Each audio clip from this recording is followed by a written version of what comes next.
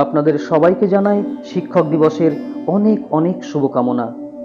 আজকের দিনে আমিও আমার সকল শ্রদ্ধেয় শিক্ষকদের, অনেক শিক্ষক আমাদের মধ্যে আছেন এবং অনেক শিক্ষক আমাদের মধ্যে নেই, ইহলোক ছেড়ে পরলোক গমন করেছেন, সেই সকল শিক্ষকদের নতমস্তকে প্রণাম জানাই। তাদের নিরলস কর্মনিষ্ঠার জন্যে, যার জন্য আমরা প্রতিনিয়ত শিখে চলেছি জীবন ও কর্মবোধের অসংখ্য ও অগণিত শিক্ষা। একটি শিশু পিতামাতার হাত ধরেই পৃথিবীতে আসে, আলোর মুখ দেখে। তবে বৈচিত্র্যময় এই পৃথিবী সম্পর্কে জানতে ও বুঝতে পারে শিক্ষকদের কাছ থেকেই। শিক্ষকই জ্ঞানশূন্য মানব শিশুকে ভিন্ন চোখে বিশ্ব দেখতে শেখান, প্রকৃত মানুষ হিসাবে গড়ে তোলেন। আপনাকে সুদক্ষ হতে শেখায় যেন আপনি কিছু করে দেখাতে পারেন, কারণ পৃথিবী শুনতে নয়, দেখতে পছন্দ করে যে আপনি কি করেছেন।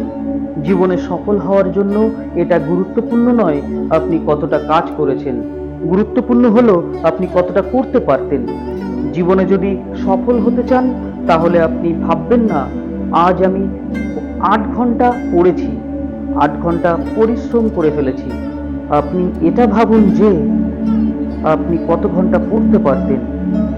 যে স্বপ্ন দেখে তার জন্য পুরো রাত ছোট পড়ে যায়, কিন্তু স্বপ্ন পূরণ করার জন্য পুরো দিন ছোট মনে হয়। একজন সফল মানুষের সাফল্যের পেছনে শিক্ষকের যে গুরুত্বপূর্ণ ভূমিকা থাকে তা নতুন করে বলার কিছু নেই। সেই শিক্ষক যে পড়াশোনার ক্ষেত্রেই হবে তা নয়, তিনি থাকতে পারেন জীবনের যে কোনো ক্ষেত্রেই। তাই আজকে অবশ্যই বলবো, শুধু প্রাতিষ্ঠানিকভাবে নয়, আমরা জীবনের প্রতিটা মুহূর্তে, প্রতিটা ক্ষণে কোথাও না কোথাও কারো না কারো কাছ থেকে শিখে চলেছি কতই না বৈচিত্র্যময় শিক্ষা। তবে শিক্ষক দিবসে যে মানুষটির কথা না বললেই নয়, তিনি হলেন ভারতবর্ষের প্রথম উপরাষ্ট্রপতি এবং দ্বিতীয় রাষ্ট্রপতি, সর্বোপরি একজন আদর্শ শিক্ষক ডক্টর সর্বপল্লী রাধাকৃষ্ণন।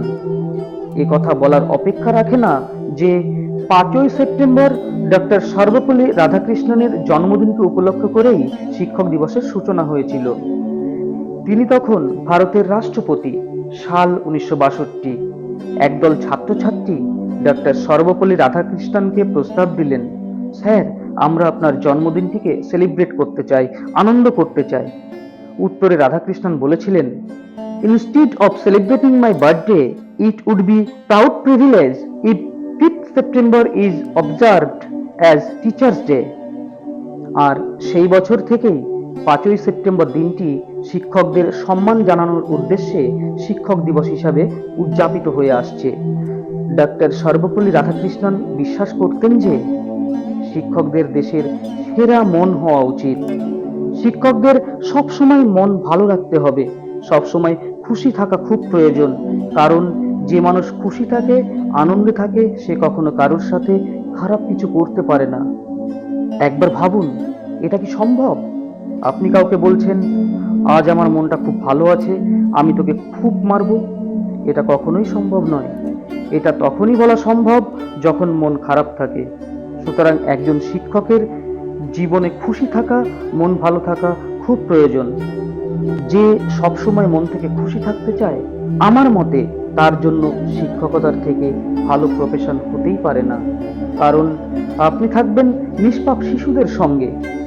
একটু খেয়াল করে দেখবেন, শিক্ষকদের মুড যদি ভালো থাকে তাহলে শিশুরা আরো বেশি খুশি হয়ে যায়। Better than 1000 days of diligent study is one day with a great teacher। অর্থাৎ 1000 দিন নিরলস পড়াশোনার চেয়ে একজন মহান শিক্ষকের সঙ্গে একদিন অতিবাহিত করাটা বেশি উত্তম। ভারতবর্ষের কৃতি সন্তান ডক্টর এপিজে আব্দুল কালামের কথা আমরা সবাই জানি। তিনি ছিলেন ভারতের মিসাইল ম্যান, প্রখ্যাত একজন বিজ্ঞানী এবং দেশের সফল একজন রাষ্ট্রপতি। কিন্তু তিনি সবচেয়ে বেশি পছন্দ করতেন লোকজন তাকে একজন শিক্ষক হিসাবে ভূষিত করুক। তিনি বলেন, Teaching is a very noble profession that shapes the character, caliber and future of an individual. If the people remember me as a good teacher, that will be the biggest honor for me. অর্থাৎ শিক্ষকতা খুব মহান একটি পেশা, যেটা কারোর চরিত্র, ক্ষমতা এবং ভবিষ্যৎ গঠন করে। যদি মানুষজন আমাকে একজন ভালো শিক্ষক হিসাবে মনে রাখে, তাহলে এটাই হবে আমার কাছে সবচেয়ে বড় সম্মান। অতএব খুব সহজেই অনুমান করতে পারি শিক্ষকতার পেশা কতটা মহান এবং সম্মানজনক একটি পেশা।